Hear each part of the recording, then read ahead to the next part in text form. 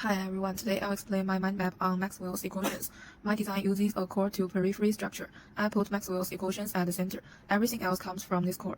I organized information into 5 branches. At the top are 4 equations. For each I show the name, the mass, and the simple meaning.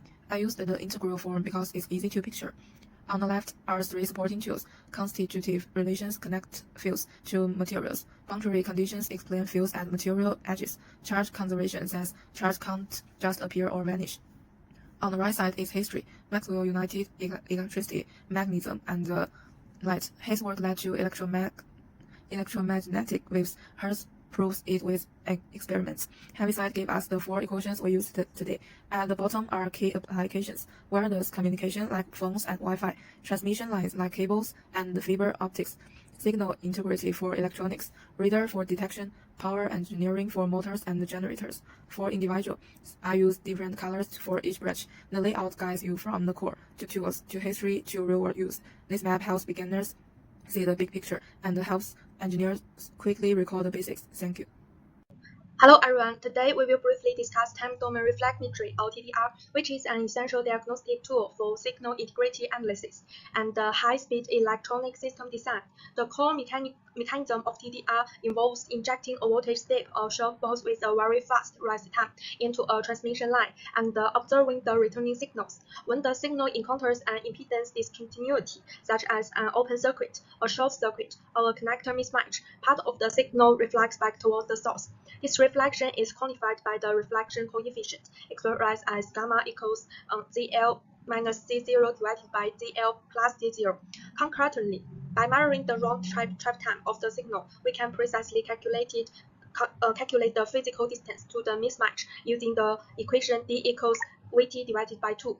Different types of terminations produce distinct reflection patterns. For instance, an open circuit yields a positive reflection, whereas a short circuit results in a negative reflection. In practical engineering applications, TDR offers significant advantages. It is non-destructive technique that allows us to quickly locate faults and analyze transmission line behavior without dismantling the system. However, we must also recognize its limitations. The spatial resolution of TDR depends strongly on the rise time of the input pulse. Furthermore, in interpreting TDR, waveforms can become quite complicated in complex interconnects that suffer from multiple reflections or distributed impedance variations. Hello, I'm Pan Daiqi, and I will present part 2.1, which is about the basic parameters of a two-wire transmission line. First, we calculate the per unit length, inductance, and capacitance of the two-wire transmission line. Based on the given geometric and material parameters, the inductance is 0.626 microparameter.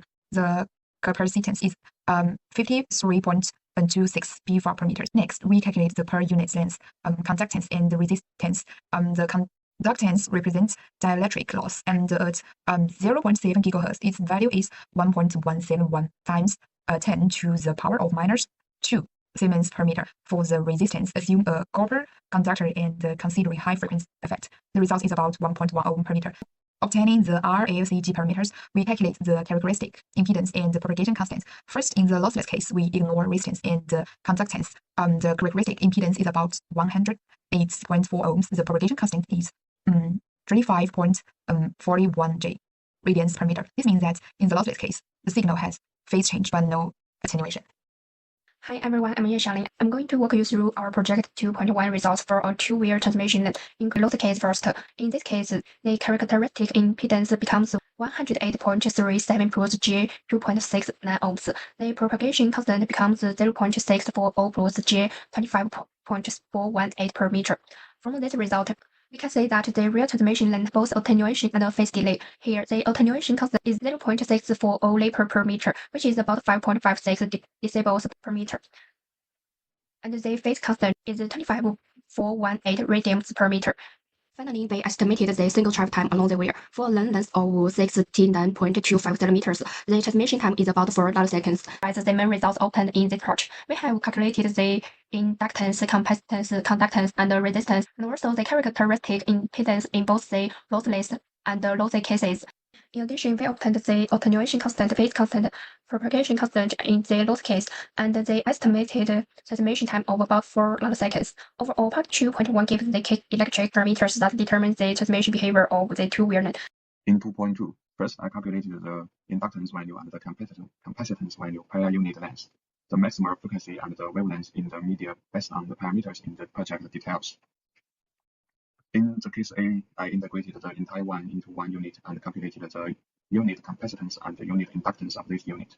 The waveforms of the transient near-end and far-end voltage of the two TL2W exhibit stable distortion. In case B, the unit length is 1/4 of the wavelength. I calculated that the required number of the units is 11. I constructed the circuit, and the waveforms of transient near-end and far-end voltage of the TL2W still exhibit several distortion. In case C, I calculated the required number of units is 28. I constructed the circuit, and the form distortion phenomena in simulation is reduced. In case D, I calculated the required number of the units is 42. I constructed the circuit, and the waveform of the transient near-end and far-end voltage of the TL2W are basically accurate without distortion. In case E, I calculated the required number of units is 56. I constructed the circuit, and the waveforms of transient near-end and far-end voltage of the TL2W are accurate without distortion. In conclusion, 1. Choosing different unit lengths will result in significant differences in waveform accuracy and features. 2. The longer the unit length, the more severe the waveform distortion. The shorter the unit length and the more units there are, the more accurately the impact of RLCG parameters on the signal can be reflected. 3. When the unit length is 1/50 of the wavelength, a good approximation result is obtained. The smoothness of the waveform is significantly improved, and the attenuation and distortion of pulses during transmission can be more accurately simulated. Hi everyone, this is Yao, and I'm gonna share you the result of 2.3 question, the effect of rise time on near-end voltage. In this section, we study the effect of the input rise time on the transient near-end voltage of a lossless two-wire transmission line. The transmission line is modeled using unit cells of length λ/15, and the load is matched to the characteristic impedance, meaning the RL equals to Z0. The input pulse has an amplitude of 10 volts and a pulse width of 5 nanoseconds. The three rise times are analyzed 0.5 nanosecond, 0.5 millisecond, and 0.05 picosecond. So by comparing the near-end voltage waveforms, we aim to understand how the transition speed affects the signal behavior. For the first case, the rise time is around 0.5 nanosecond. So the near-end voltage rises quickly and forms a clean trapezoidal waveform. The steady level is around 6.8 to 6.9 volts due to the voltage divider formed by the source resistance and the transmission line impedance. Only small ripples appear near the transitions, mainly caused by numerical effects in the discretized transition line model. In the second case, the rise time is extremely large compared to the pulse width. As a result, the waveform appears as slow ramp rather than the trapezoid. The flat top portion of the pulse becomes almost invisible. This indicates the quasi-static behavior where the waveform is mainly determined by the source voltage change. For the third case, the rise time is extremely small. The voltage rises very rapidly, but the strong ringing and undershoot appear. This happens because the fast transition introduces significant high-frequency component that excite the LC ladder model of the transmission line. So finally, we compare those three cases. The steady-state voltage level remains similar because the load is matched to the characteristic impedance. However, the rise time strongly affects waveform transition. The faster rise times produce stronger ringing, while the slower rise times result in smoother waveforms. This shows that the signal rise time plays an important role in the transmission line behavior. Everyone, in this section, we will discuss the impact of different loads. All we need to do is change terminations. Here we use the parameters in question 2.2. In this case, the load matches the characteristic impedance, resulting in a reflection coefficient of 0. The waveform is stable at approximately 6.85, with almost no reflection. For the short circuit load, the reflection coefficient is -1. The negative reflection returns and pulls the near-end voltage downward, and here you can see an undershoot. In this case, the open circuit load has a reflection coefficient of +1. Opposite to the shorted case, the positive reflection creates a positive step and an overshoot. In the case with a capacitive load, high frequency edge initially make it behave like a short circuit. As the capacitor charges, the waveform smoothly recovers upward in a dynamic process. In this case, we use an inductive load. It resists rapid current changes. This causes a significant initial undershoot and followed by ringing and recovery due to repeated energy exchange between the inductor and the line. In this case, we use the LC branch. Its resonance frequency falls within signal bandwidth, causing a strong interaction. Continuous energy exchange and repeated reflection produce the most severe and complex oscillation among all cases. All waveforms start at about 6.8. The matched load is at the most stable, where short and open circuits cause the strongest downward and upward swings. Active loads produce more complex dynamics, with a series LC branch load showing the strongest oscillation. Overall, the termination condition strongly affects the transient response and is critical in signal integrity analysis. I will briefly introduce part 2.5 transmission line with Faraday. I will mainly focus on the Faraday design and its impact on the transmission line system. First, for task A, we designed the Faraday using a simplified ILC equivalent circuit. The goal is to choose proper value of C1 to match the impedance characteristics provided by the datasheet, this finger. And based on the resonance frequency formula F0, this formula, and the reference resonance frequency of approximately 110 MHz, we can see in this finger, and we can calculate the capacitive value of C1, which is about 1.73 picofarad. So next, we can verify this value through AC simulation in LT-SPICE. We build the circuit schematic model and swaps the value of C1 from 1 to 2 picofarad. And the steps are shown here, this finger. And we measure the resonance point in each step in the frequency response. And we found that the result is closest to the target when we choose C1 equals to 1.7 picofarad. So for task B, we inserted the Faraday model into the transmission line circuit. We use the circuit model with unit cell length of lambda over 15 in previous section 2.2, which is designed by my teammates. Then we perform the transient simulations to analyze the signal propagation behaviors. So we can see without the Faraday, the system shows a good impedance matching and a good signal integrity with only some high frequency readings here. And the propagation delay when calculated is about 4 nanoseconds. So if we insert the Faraday into the middle of the transmission line, the situation changes significantly. And based on the characteristics, the impedance is over 600 ohms between 60 millihertz and 200 millihertz here. And based on our input signal parameters, the bandwidth of main lobe is 200 millihertz and maximum frequency is 700 millihertz.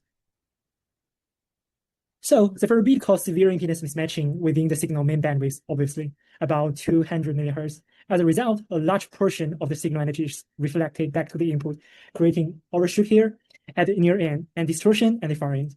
And in addition, since the Faraday impedance decreases at the high frequencies, it cannot effectively suppress the transient high frequency harmonics at the maximum frequency, which is about 700 millihertz, which lead to output signal raining. Here. So to conclude, in this system, the Faraday acts as a massive barrier for the signal main energy load, choking energy to the output and reflecting back to the input.